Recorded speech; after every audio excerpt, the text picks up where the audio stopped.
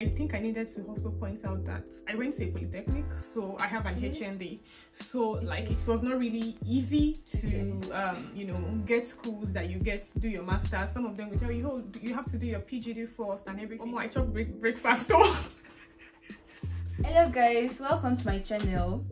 For today's video, I brought a friend of mine that will be sharing with us a story how she was able to follow up her application to come to France to study without having to pay an agency to help her. And so she's just going to share with us the general experience and how she found out about France. First of all, my name is LiQWYD. I am an international student here in France. I share content on master's application, my life as an international student. I do vlog and share other useful content. So if this is the kind of things that you have interest in, please kindly subscribe, like my videos, share my videos, and just to show me your support. And right now I'm going to let her introduce herself. So tell us your name. Hi, my name is Mayowa. Okay, so Mayowa is actually also a master's student. And which course are you studying? Management Information Systems, actually advanced research in management information systems. Okay, all right. So I have a list of questions here for Mayowa that's just going to let her explain to us the procedures she used to self-fund herself right now in France. So the first question is, what made you decide to study in France? Okay, about what made me decided to come to France. So like I've always had this intention that I want to study abroad, right? And I didn't like actively pursue it. I just knew, yes, I want to move abroad, you know, do my master's and all. Then in 2020, after HND, I just decided, yes, this is it, I'm moving. So then, but then I've always had like this intention that I wanted to live in a French-speaking country. Like it was just like a fantasy that I had, that I want to live in a French-speaking country. But then I was planning on Canada. I was thinking of Canada, Montreal. But so when I realized, okay, yes, I'm ready to start my master's. So in 2021, what I did, yes, was it in 2021? Let's say, yes, I started actively in 2021, but then I think I needed to also point out that I went to a polytechnic, so I have an HND. So like it was not really easy to, you know, get schools that you get to do your master's. Some of them will tell you, oh, you have to do your PGD first and everything. And then I didn't believe in that because I was actually like an excellent student. And I know, like, I didn't believe in the hierarchy thing between BSc and HND. I believe that, you know, you did 4 years, I did 4 years as well. In fact, we can even say that I did 5 years because I did 1 year IT. So I'm like, no, I'm not going to do that. I had that issue in 2021. Then well, let's say that I also handed it over to God, that God should help me through the journey. So one thing I did was to streamline. Okay. And so I had UK, I had France, and I had Canada. So France was exactly not in the list before. I was just on Twitter that day. Somebody was having a space, a Twitter space, and then they talked about France and everything. And then the person, like, you know, when they had like question and answer, somebody asked and said, oh, so can an HND holder go through, come to France for master's? And they're like, no, like it's not possible. But me, I don't believe in not possible. I believe, oh, if you say that France is good, then why not? I can try. So then I added France to the list. So UK was like last because obviously I don't have money. I don't have like money like that, even though yes, my parents supported me, but I know that we are not rich that we can afford 17,000 pounds school fee. My top priority was Canada and then France. I have to say that my background was a little different. So I studied science technology and I majored in microbiology. And then I had work experience in digital business and project management. So I wanted to pursue like a career in that because I wanted like a proper tech career. Okay. So I wanted something, so you know that I have two dilemmas. First, I have an HND. My background was different and I wanted something in tech. So I'm like, yes, this is it. So then I started researching on schools. Okay, what school to go, the course, exactly what course you study. So I decided on information technology. So information technology or information systems. And so I started researching on schools in France. I chopped breakfast. Yes, like it wasn't like, I wouldn't say that it was easy, but we got on our side, right? Nothing is impossible. So I started like, so this like the HND thing, you still went ahead to search for schools? Yeah, because obviously, like, I think that another thing again is I place a lot of like, how do I, importance on myself. Hallelujah. Like, so even when others were saying, oh, maybe like for now, maybe you should pause on the masters, go for your PhD first, or go for like another bachelor's. I'm like, no way. For France, by the time I was ready for France, Campus France registration had already closed. So I think Campus France registration closed in 2021 December. Okay. By the time I decided that it was France, it was already in Jan. So it was during the Christmas break. I decided, okay, yes, I would add France to this list. So by the time Campus France will get back in January, they were already closed. But then I went to Campus France office then in Lagos. I went to like speak to them, like I'm interested in you know, going to France for my masters and everything. And the man, okay, I think I forgot something. So, you know, I told you that I always wanted to like live in a French speaking region. So during like in 2021, I registered in Alliance Française in Ibadan. So I was in a French class. I was working and I was doing French classes. So then I think that, so when I was ready to go to France, I felt like, oh, there would be no problem. Like I already like had like a background in French. So then I went to Campus France and I told them that I was interested in, so they said, oh, they are closed. And I'm like, okay, can I apply to school?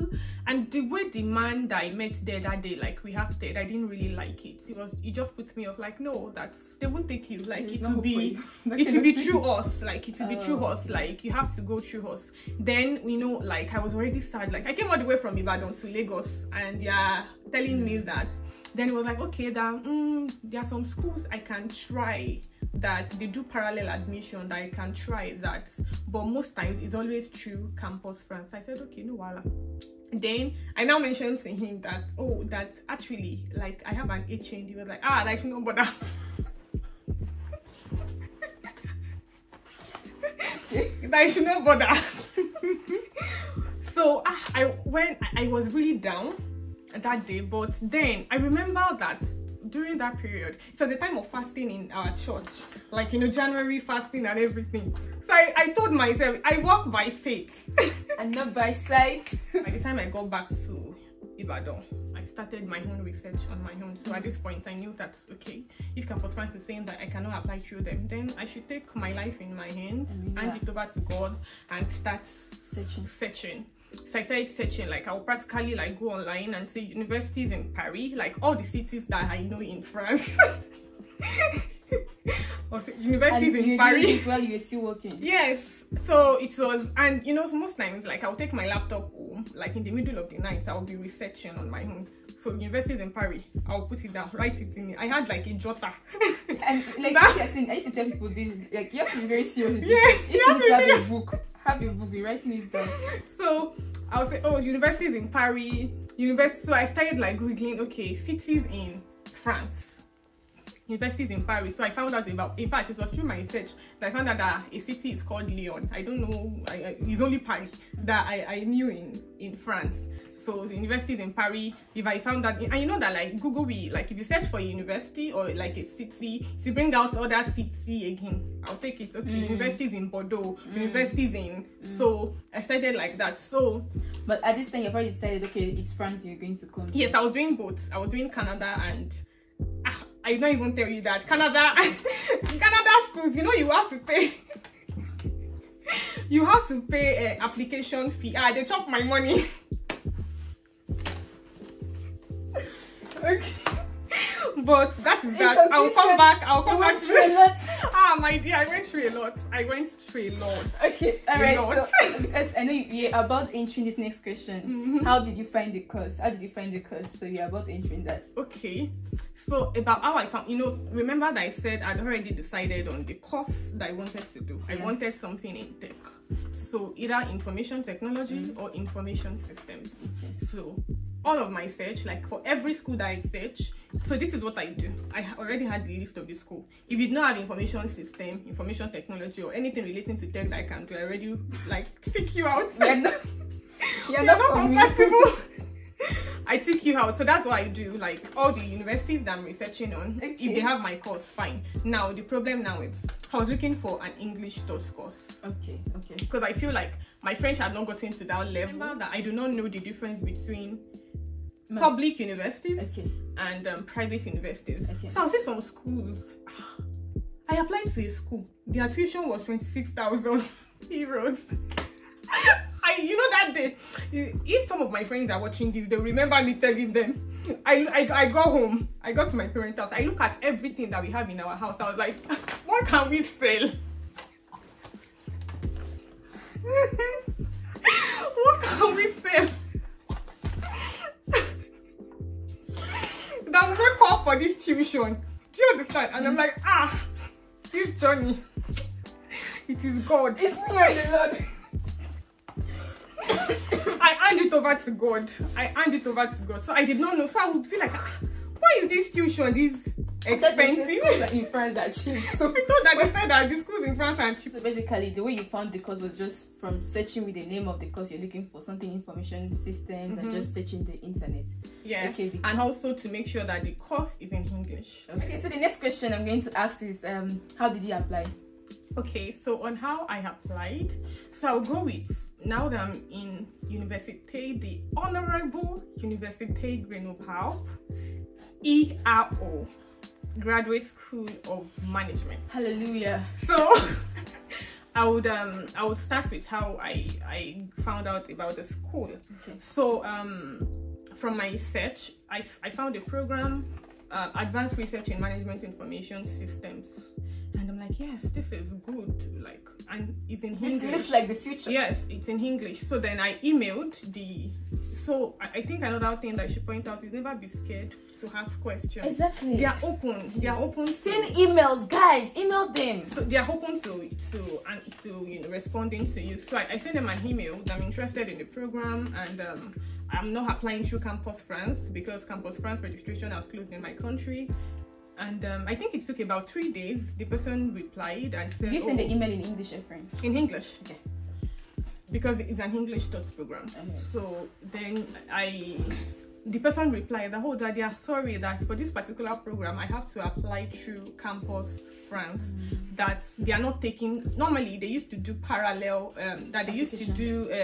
parallel application, but this time they are taking through Campus France. So I was like, and I like this school, and it's in Grenoble. And another thing is, when I said school like that, I go and look for things that the city, what is interesting about the city and everything. I used to daydream a lot.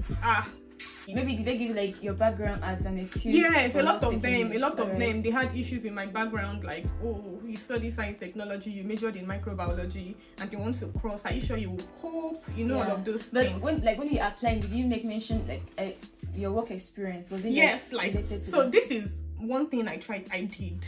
My letter of motivation, I made sure that I didn't see anything about my background, my first degree, because I already had work experience. So I talked about my work experience more. Like, if you read my letter of motivation, it was more about thank God for the inspiration, it was more about my experience. So I put my work experience first, talked about everything I've done, the past work experience, that like my work experience, talked about things I've achieved through my work and everything. So it was more about my work. Then I also talked about, so that they can know that it was, because obviously they will see my transcript and they will know that my background is different. So I try to talk to them that, okay, I've also done courses because I know that I'm passionate about this course.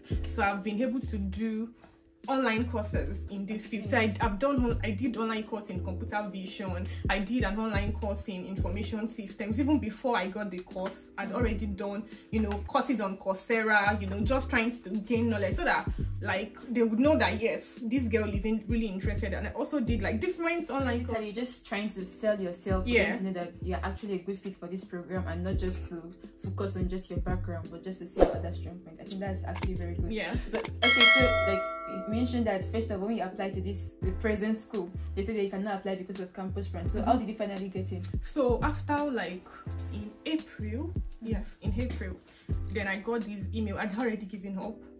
Had about this school. I was focusing on other schools, but then I was waiting on a report from University of Bordeaux, and yes, University of Bordeaux, and one school in Bugnon. Yes, those schools were the schools I was waiting on. So then I got an email like if I was still interested in the program, that I can apply. They decided to, you know, change the policy, and I can now apply they are on my breaking own. protocols on your behalf. Like I was so happy, but then like I was happy, but I was also, because it came at a time that my life was not together, in the sense that my mom was sick. So she was in the hospital when the email came, so I didn't really have time to work on my motivation letter again. So I think it was the least of the list that I sent to them. I just sent to them my CV and everything, and it was on a for you to know like the kind of like it was really like the efforts I put into it was really low. There was a mistake in my application. There was something I was supposed to upload. I didn't upload it. They had to send me an email a day, like the registration will close tomorrow. They sent me an email today around 12 that I should send that form, make sure that I fill that form and everything like that. I'm like, how could I forget to, you know, because like I said, I wasn't like in the best mental state as at then.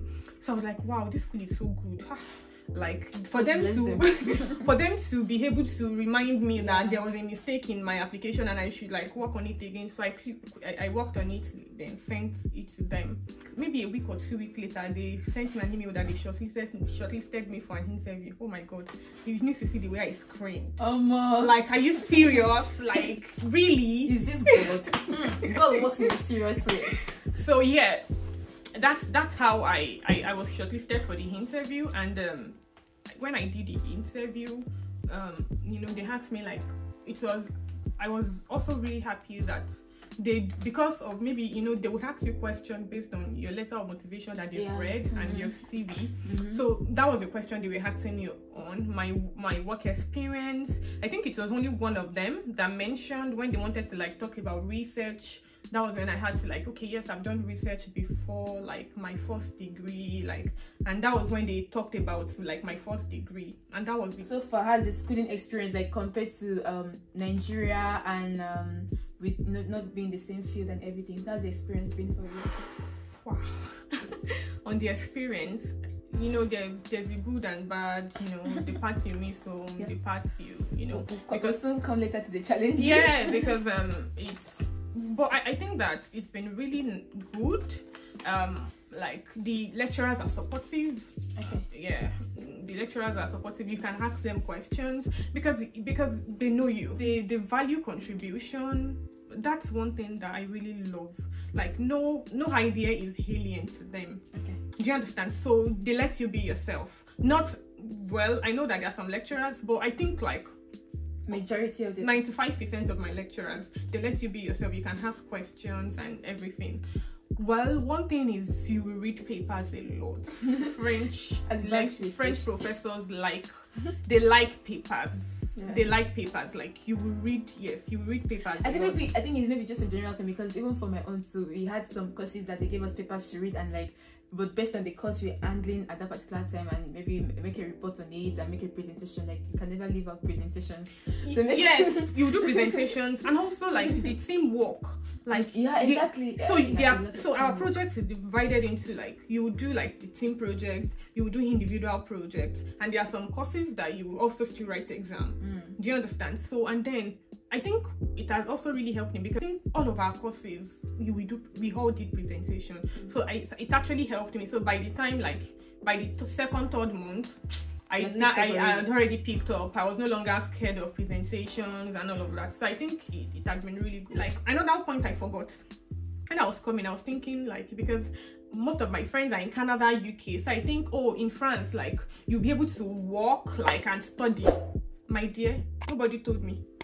Yes, when I first came out, because obviously, you know, I'm a self-funded student now, so the Jackpot mentality that, oh, I'm coming to work and school and everything.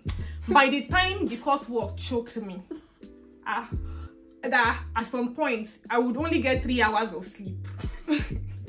Please, when do you have to work? And my classes are always 9 to 5, 9 to 6. Do you understand? Yes, there are breaks in between, because the French people, oh, they don't joke with break. There are breaks, but then you realize that you are working. So I don't think that the French education system gives room for you to work and study. You might work maybe during the holidays or during weekends, but during school days, you can't. Yeah. I don't know if it's the same for all course, but I can talk for myself and some of my friends, and I know that the French education system do not give room for. I think for the work and study something, if that's your intention, you should just go straight to Alternance, because they have something they call Alternance. In Alternance, already in your contract, even with the school, like they give you some weeks you go for work, and then some other times you go to school. So it's already in your contract, and that was actually paid, but it could be quite challenging to get it, because you have to get the admission and then you start looking for companies that are willing to sponsor you. So it's like you're applying to schools and you're also applying for jobs, you understand? And then also for the working part-time, like she mentioned, it's mostly during the weekends that you can have opportunities to work, because other times you're always in school. And even if you want to maybe work during your school hours, then you have to be lucky that maybe that particular day you only have class in the morning, and then in the afternoon you can now have opportunity to go to work. And it will be like for jobs like maybe nanny, or taking care of a child or something, or taking a child to school or back from school, or maybe you're able to get a job in a supermarket, which could be quite challenging if you have a little knowledge of French, you understand? But for weekend, this thing, yeah, you'll be able to find. But then, you know, after a stressful week, you might want to rest during the weekend, so it might be challenging.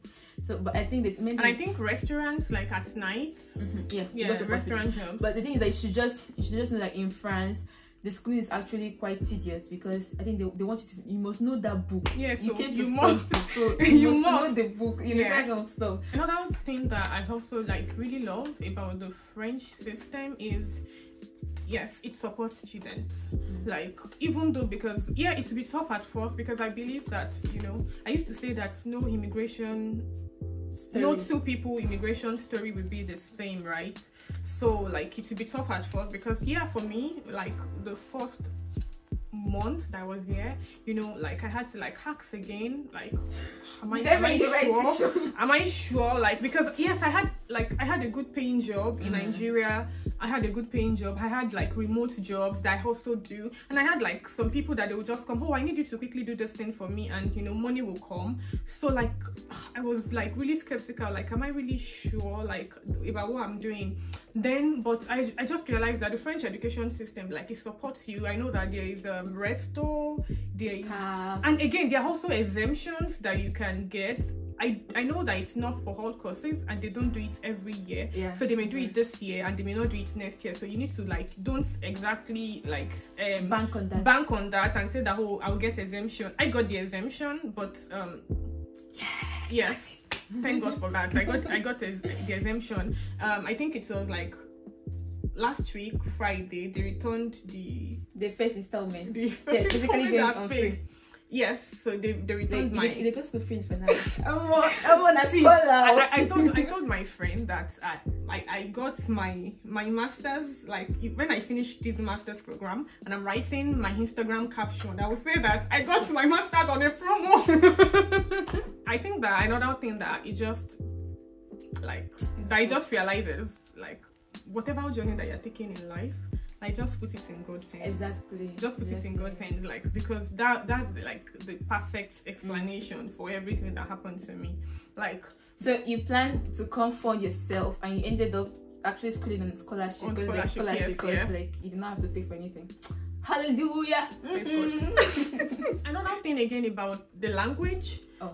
Yes, I think I forgot to mention about the language. So remember that I told you that I already like you registered in Ibadan for French, so I already like feel like, oh, I wouldn't have a problem. I think you took exams. Yes, I did Delft B1. I have Delft B1, my dear. I have Delft B1. I remember that when I was applying for my visa, that they said, oh, it's not compulsory. You may not add your Delft certificate. I said, let me add it. I did this French.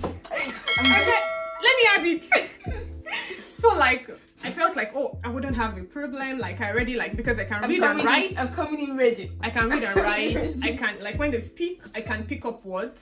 So it's just my speaking that needs to improve, my dear. So when I got to Paris, like, as in coming in, I realized that, hey, me or bashing mine, let me use the Yoruba. Like, I do not understand French. So that's when I realized, the French that they are speaking here is like, it's different from the French that they spoke to me in Nigeria. So that went. I felt like, okay, after they handed me over to the train and everything, I felt like, oh, maybe it's our own French, maybe it's our own accent. Yeah. By the time I got to Lyon, I would say bonjour. Everything else that they are saying, I not hear again. I say, eh? So yes, don't, please, not to say that. I also know that there are some people that learn French from Nigeria, and maybe it's also me. I think maybe it should. I think apart from registering for French in Nigeria or wherever you are, you should try to listen on YouTube, like to the French speakers on YouTube. Yeah. So you start getting used to the way they speak, because to be honest, the way they speak is different from the way you are being taught in class. Like a non-French speaker is going to teach you, understand? So try and be following up on YouTube, like, because right now, even as I'm here, I watch a lot of YouTube videos. Yeah. You start getting used to the way they speak and listening. I think that kind of helps. So yeah. You should be prepared for that aspect of it. And another thing that we also need to tell them is, like, French is important. Also realize that French is important. Yeah. So if they love their language, they want to know that you are integrating. They want to know that you are open to speaking. So even sometimes, like, you don't, like, you know that you're not really there, but just to try to speak. Show interest. Yes, they will be open. Yes, they will be open to help you. Show interest that they'll be open to help you. Because even though your school is in English, everybody around you are speaking English. Even in church, you are speaking English. So you can actually survive with English. But if you really want to, go outside your school, go outside your comfort zone, I think it's important that you learn French. And I don't really think French is difficult in terms of the conjugation and everything, but in terms of understanding, I feel like when you're surrounded with people that are speaking French, you understand, your day-to-day this thing, it just shall enter anyhow, even though you're surviving. And you also need to be open-minded. And then, like, it's a plus, right? Because, another thing that actually also motivated me to take my French seriously is, if you see the French here, some of them, they will speak French, they'll speak English, they can speak Spanish. Yeah. Some of them can speak, is it Italian? And then you are like, oh, I only speak English. Even my English, maybe sometimes there are some blunders that used to come sometimes.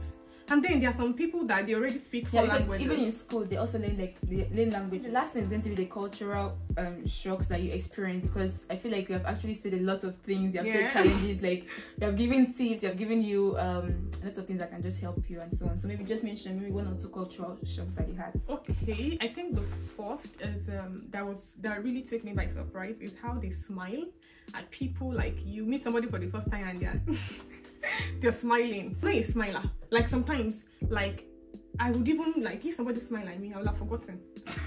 Like, why are you smiling at me? Before I now remember, oh, I'm supposed to smile back, and then you realize that it's actually forced. If you can tell that I forced that smile. Another cultural shock will be in the workplace, like, for example, the breaks. Normally, say, what is coffee break, smoke breaks.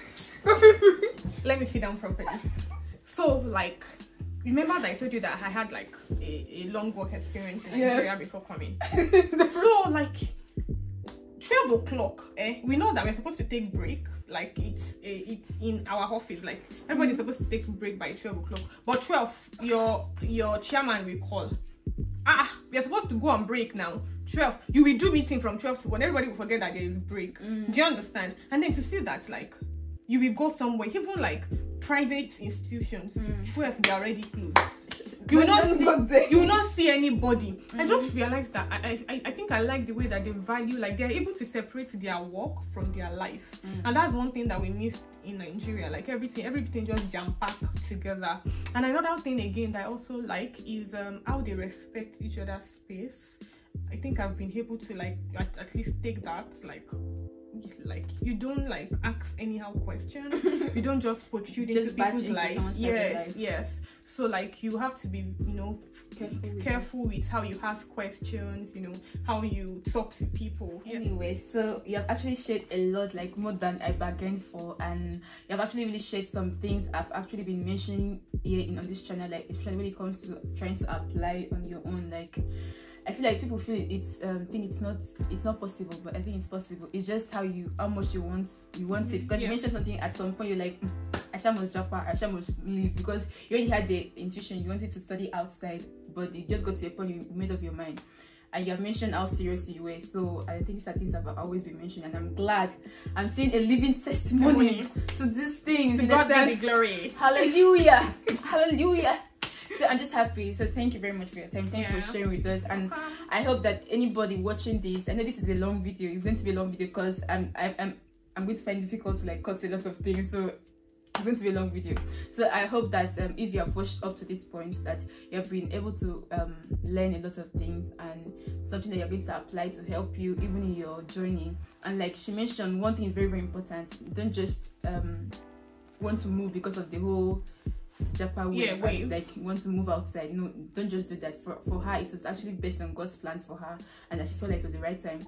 And you can actually see it was evident with her getting a scholarship, like it's a full exemption. Like, you know, it wasn't just a partial exemption, because sometimes you get like a partial exemption, but she was able to get like a fully, like everything cleared. You know, like your dues have been paid and stamped. Hallelujah. So I think that should be very, very important. Make sure that it's the right step for you. You're not just following anybody to do it. And anyways, we're wishing you all the best in your future endeavors. If you are coming to France, we're wishing you the best. And like she said, France, they try to support students, international students. Yeah, there are going to be other challenges, but they try to just make sure that the other things are encouraging. When you look back, they're encouraging for you.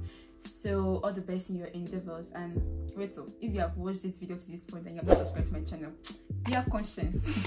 You have conscience. Please subscribe. Please subscribe. So please like my videos, share them, and most importantly, subscribe so you won't miss out on any of my updates. And once again, please send your love to Mayowa. Send your love to her. Thank you. I'm going to drop her Instagram handle so you can follow her there. My Instagram is actually private, but then you can still send.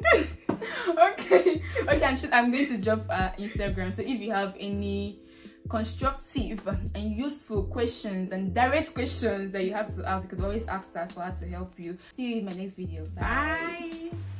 Bye.